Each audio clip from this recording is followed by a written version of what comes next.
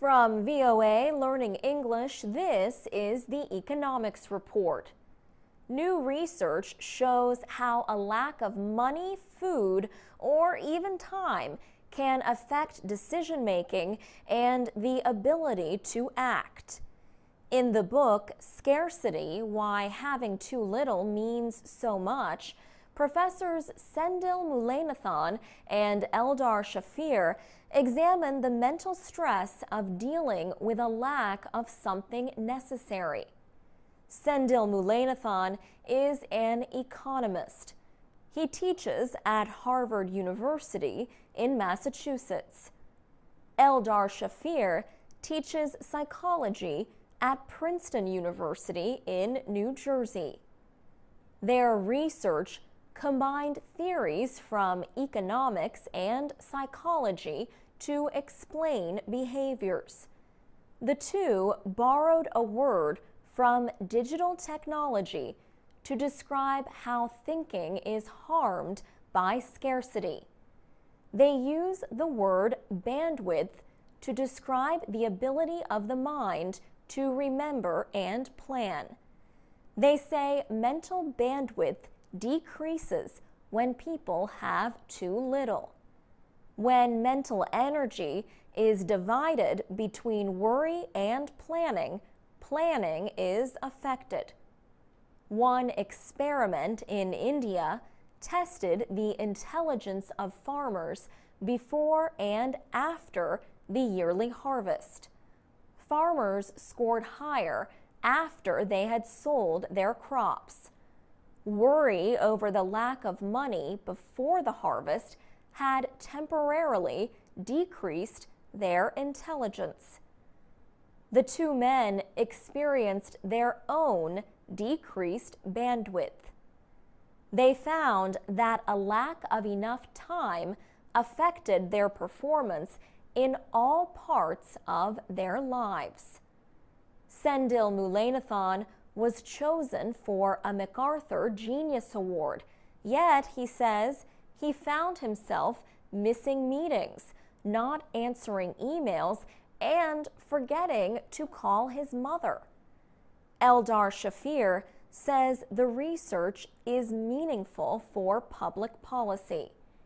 He says the condition of being poor or hungry or even too busy restricts the ability to think and act to make things better. For VOA Learning English, I'm Alex Villarreal.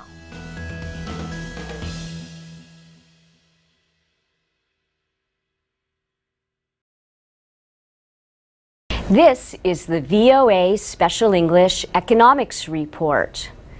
The United States Congress has been dealing with the safety problems at Toyota.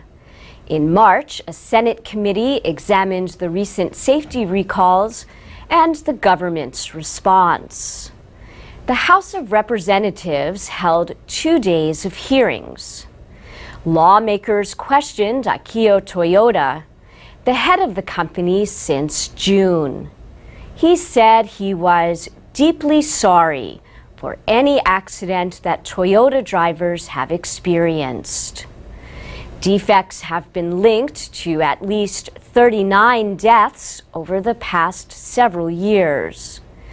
Toyota has recalled more than 8 million vehicles worldwide because of the risk of gaining speed suddenly and uncontrollably.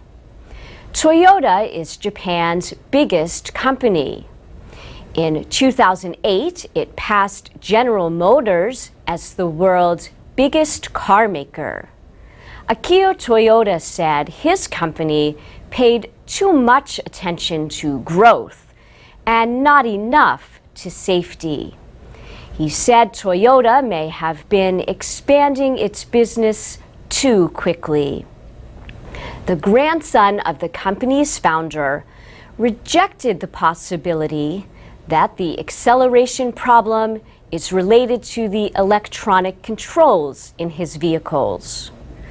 The company has blamed problems with the accelerator pedal and badly positioned floor mats. But lawmakers released a company document showing Toyota had saved $100 million by negotiating a limited recall over the issue. The document added to criticisms that federal officials did not act aggressively enough against Toyota. But others say Toyota is being treated unfairly because the government now owns 60% of General Motors. Transportation Secretary Ray LaHood was questioned and dismissed that idea. He praised the agency that deals with auto industry recalls, the National Highway Traffic Safety Administration, or NHTSA.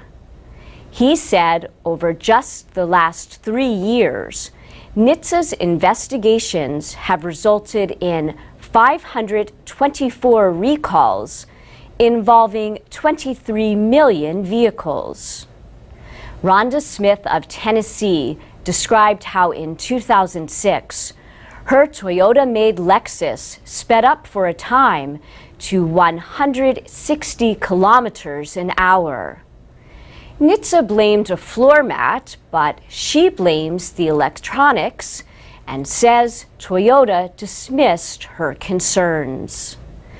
Ray LaHood says his department will investigate the electronics used by Toyota and other automakers.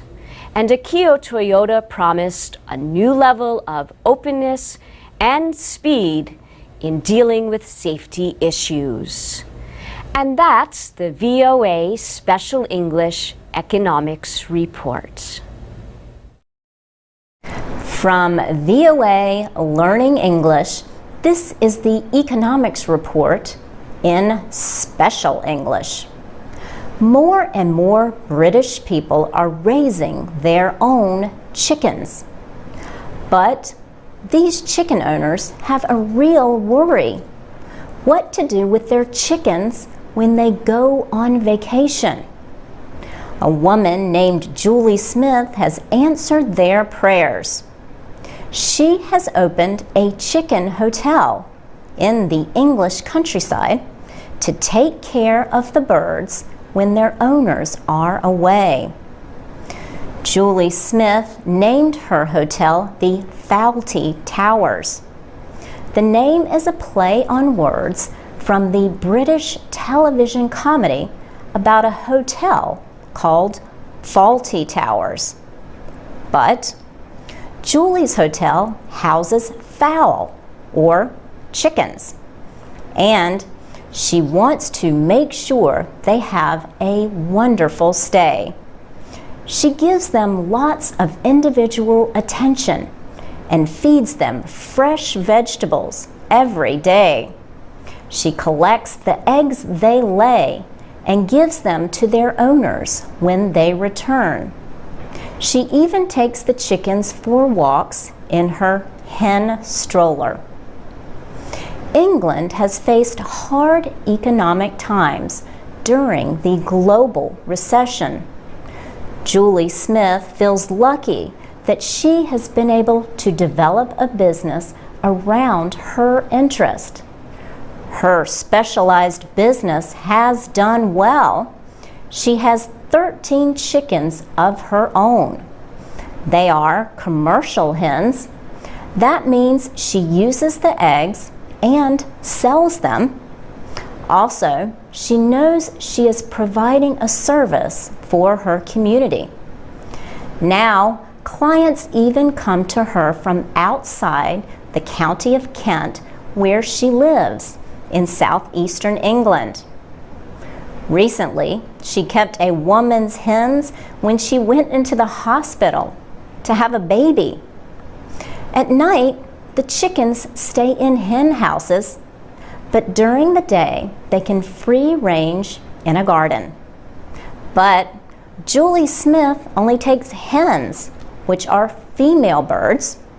No male birds are allowed.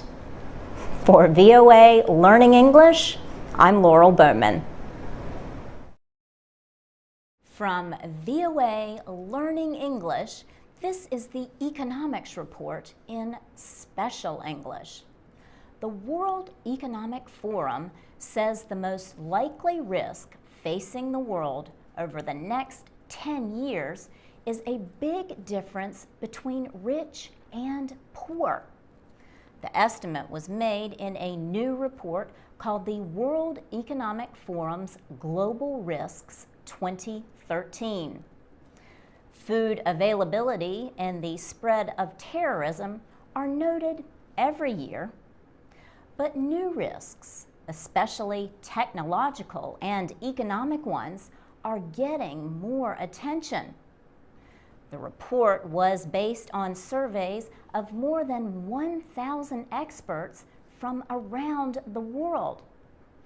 They considered the likelihood and impact of risks should they become reality. Sharp income disparity was considered the most likely problem to take place in the next 10 years. This is the second straight year that a wealth gap was named.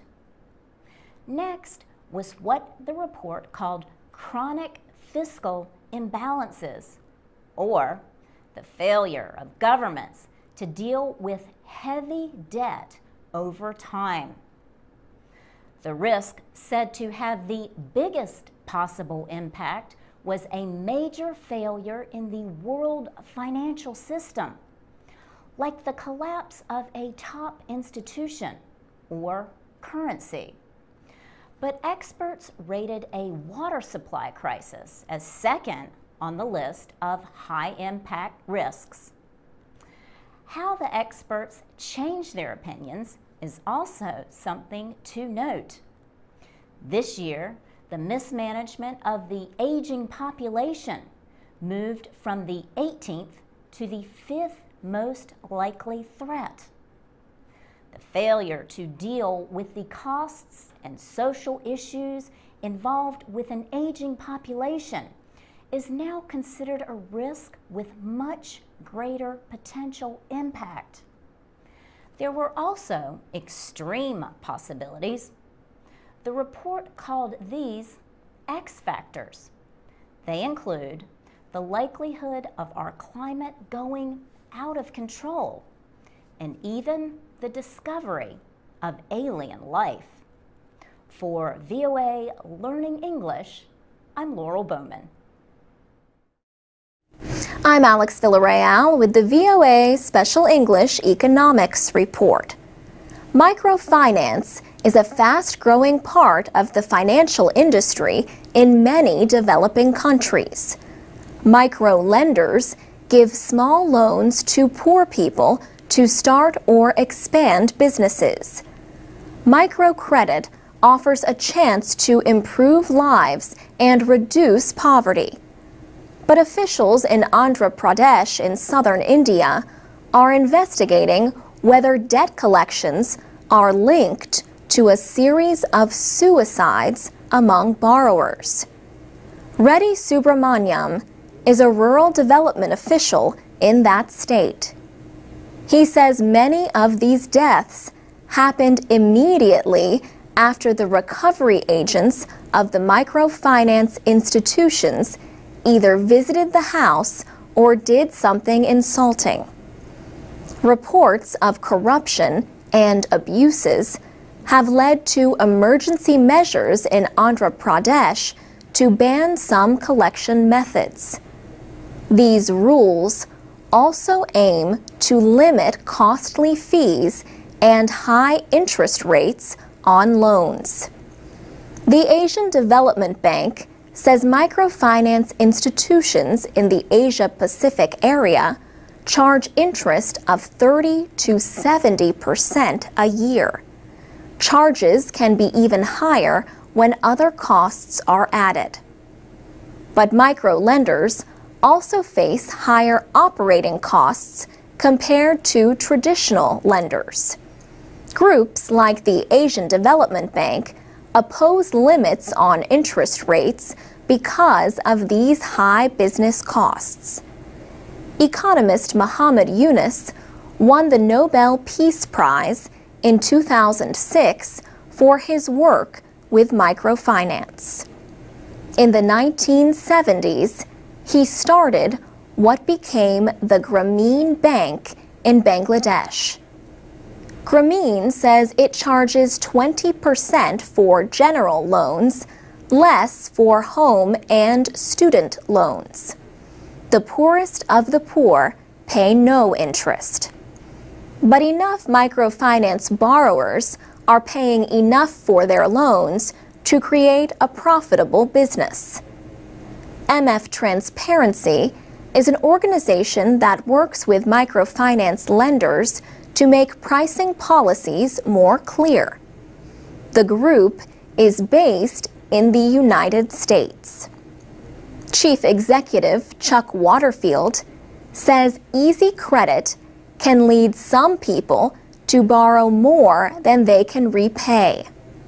He says abuses affect only a small percentage of India's 50 million microfinance borrowers.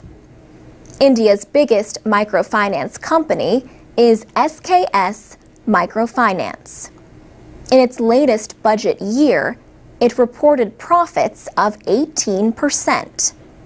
SKS began selling stock on the Bombay Stock Exchange in August. New York University economist Jonathan Morduch says the microcredit industry is young and there are problems, but he says too much regulation could kill it. For VOA Special English, I'm Alex Villarreal.